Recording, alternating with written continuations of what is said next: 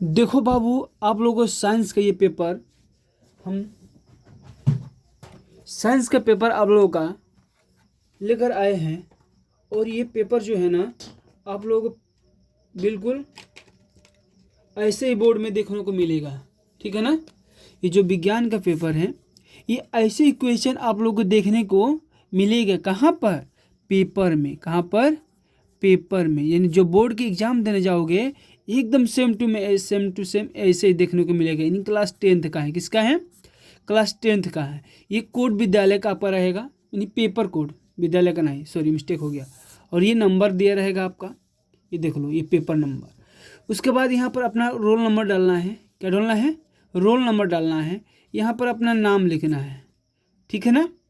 ये कोड दिया रहेगा, आप लोग मिला लेंगे। ठीक है ना। मिलाने के बाद जैसे हम आगे आएंगे, ये 15 मिनट आपको देता है पेपर पढ़ने के लिए। यानी अच्छे ढंग से तरीका से पेपर पढ़िए, पेपर क्या कह रहा है। 3 घंटा आप पेपर को लिखेंगे। ठीक है ना। सामान्य निर्देशक यहाँ पर दिया है निर्देश, 15 मिनट परीक्षार्थी को, यानी जो परीक्षा दे रहा है विद्यार्थी, उसको 15 मिनट पेपर पढ़ने के लिए मिलता है। सभी प्रश्न हमारा अनिवार्य है। 20 आपको बहुविकल्पीय रहेगा प्रश्न, जो कि OMR सीट पर देंगे। ठीक है ना। और इसके लिए 20 बहुविकल्प पर 20 नंबर आपको मिलेगा। कितना? 20 नंबर आपको मिलेगा।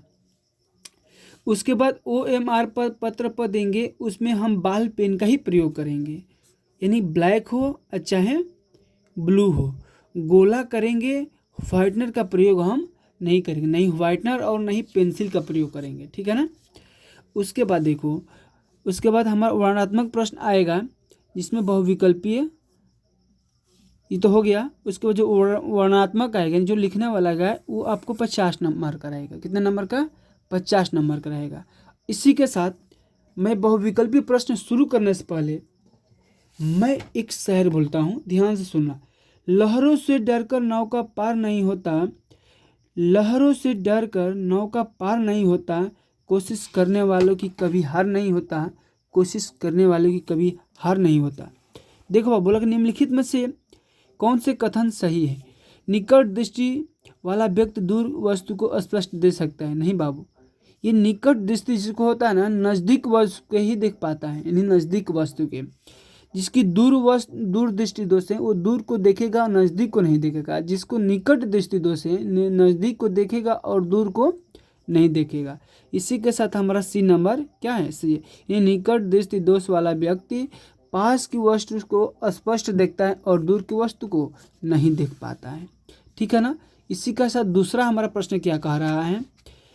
प्रतिरोधकता में कब परिवर्तन नहीं होता है? इस पर भी आपको कितना नंबर मिलेगा? 1 नंबर मिलेगा। और इस पर भी 1 नंबर मिलेगा। ठीक है ना। तो ये आपका होगा, पदार्थ तथा ताप दोनों में परिवर्तन होते हैं। पदार्थ तथा ताप दोनों में परिवर्तन होते हैं।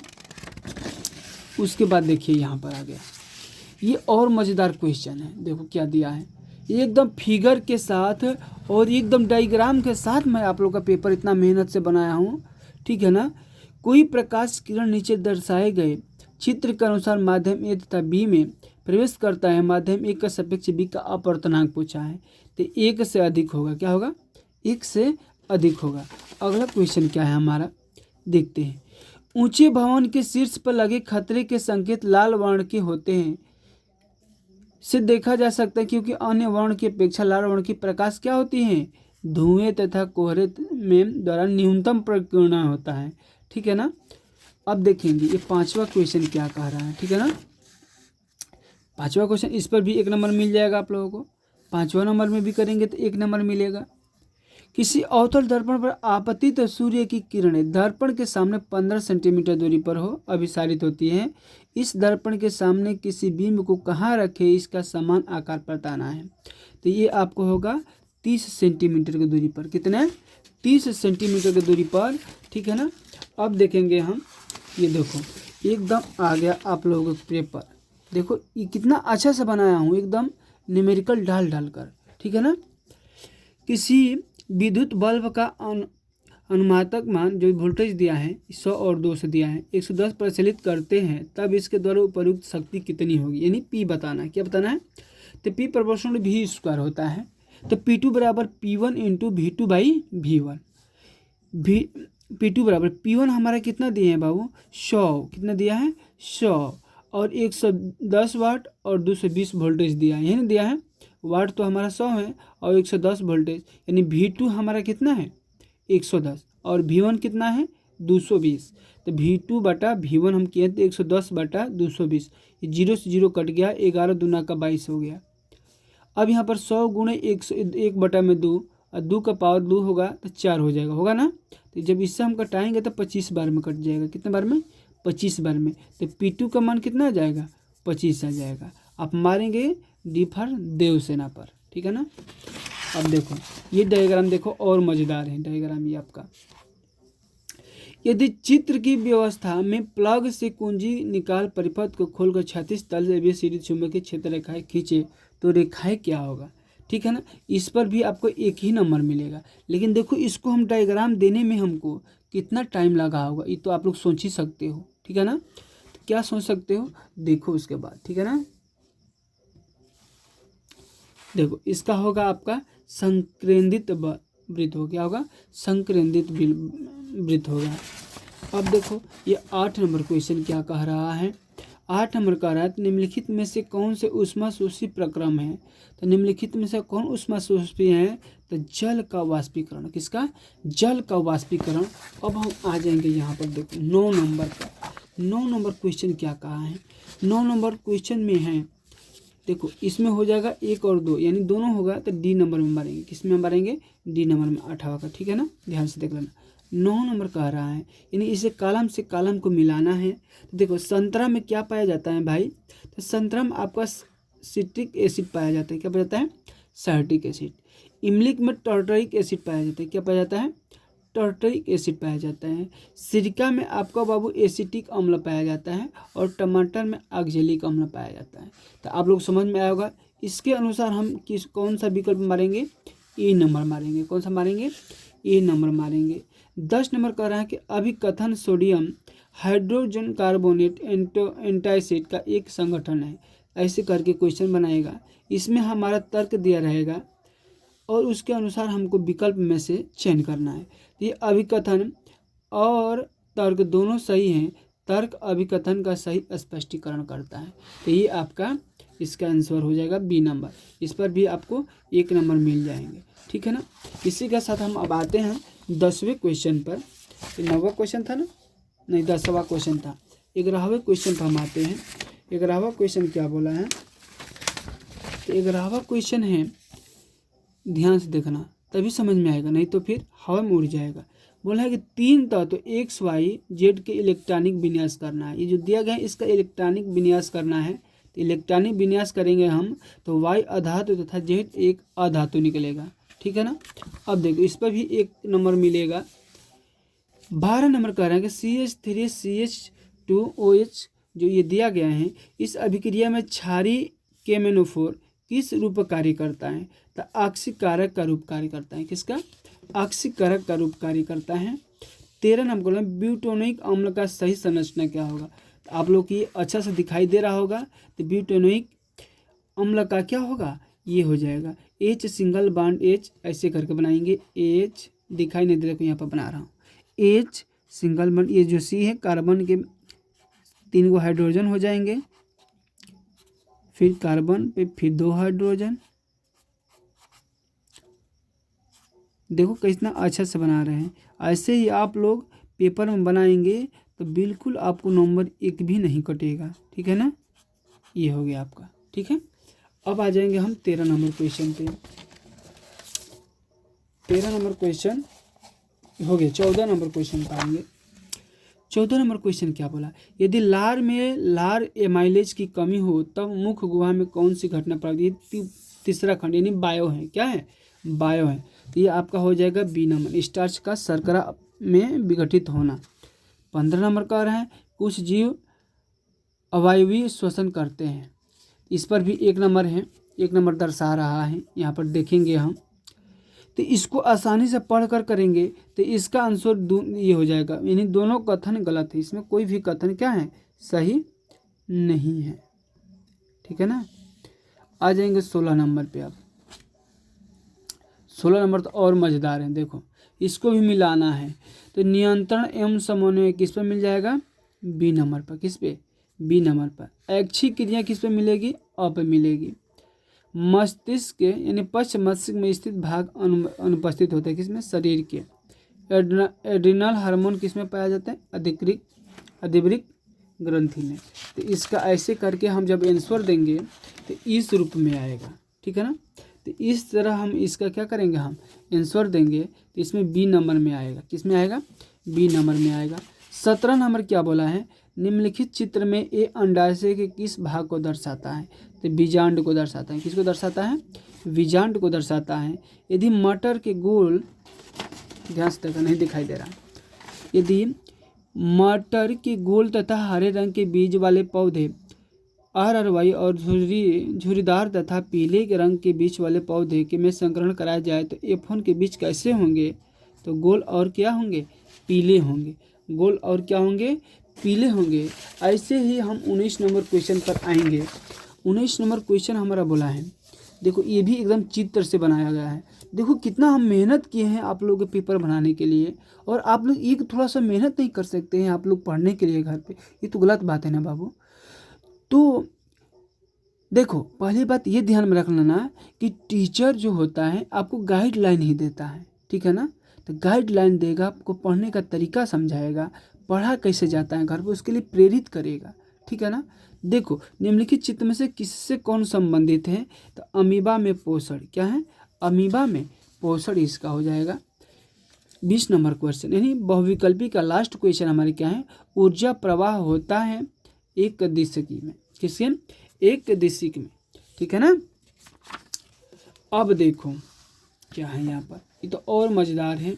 ये पहला नंबर अब हमारा क्वेश्चन आ गया, यानी वर्णनात्मक प्रश्न, जो कि हमारो कॉपी में लिखना है। क्या लिखना है, कॉपी में। इस तरह से इस पर हमारा कितना नंबर मिलेगा, 4 नंबर मिलेगा।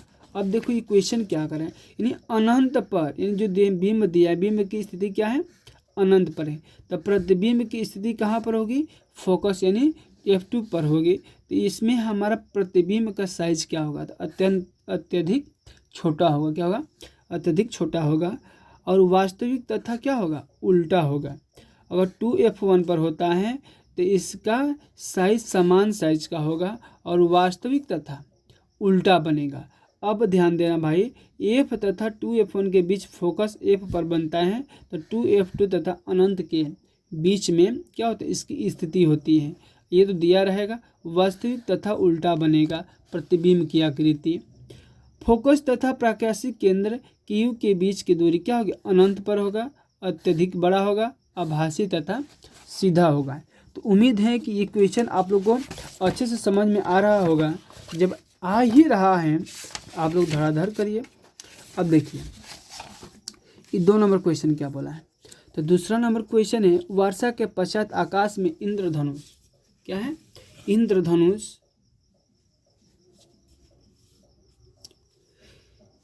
निर्माण प्रक्रिया का सचित्र वर्णन करना है। तो ये आप लोग कर लेंगे, इंद्रधनुष बनाकर उसका क्या करेंगे, हम सचित्र यानी चित्र बनाकर वर्णन कर देंगे। देखो ये कितना मज़ेदार आप लोगों का कैसे डायग्राम बना कर दिए हैं, सोचने में तो मजबूर हो ही जाओगे कैसे बनाए सारी चीज़।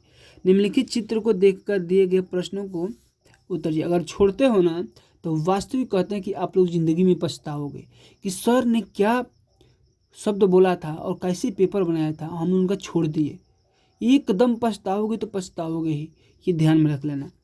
तो जो दिया गया है डायग्राम, इसमें हमारा बोला है कि उपरोक्त चित्र किस नियम से संबंधित है, तो फ्लेमिंग के बाएं हाथ के नियम से संबंधित। किसके, बाएं हाथ के, आप लोग दिखाई दे रहा होगा।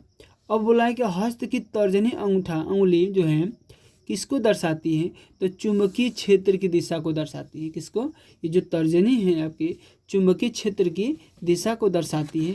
देखो मैं इसके सामने भी लिखा हूँ, क्वेश्चन के लिखा हूँ ना।